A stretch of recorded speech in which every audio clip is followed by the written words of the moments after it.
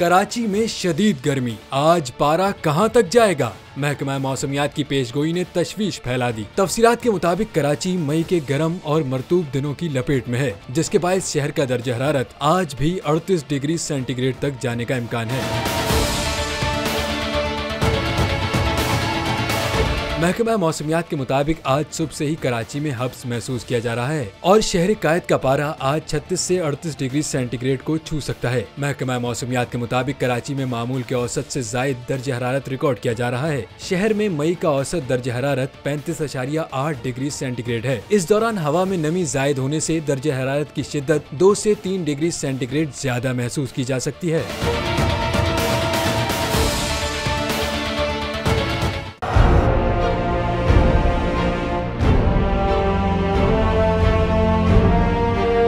अदालती अहकामात के बावजूद कराची में शुएब शेख के घर को गैर कानूनी तौर पर मिसमार कर दिया गया है।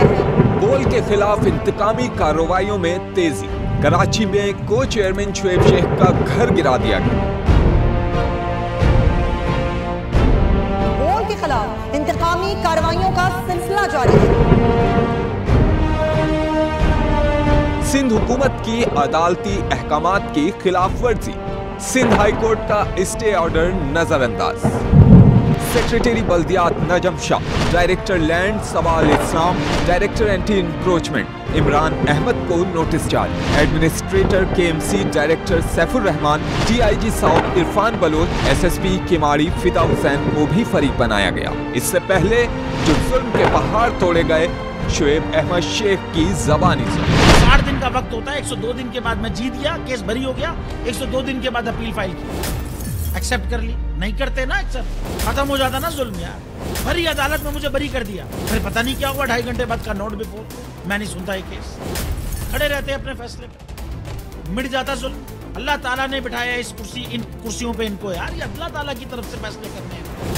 तो या तो ये फैसले आएंगे, जुल्म मिट जाएगा, या कौम खड़ी हो जाएगी जुल्म के खिलाफ। हर मुश्किल के बावजूद बोल हकीकी सहाफत करता रहेगा।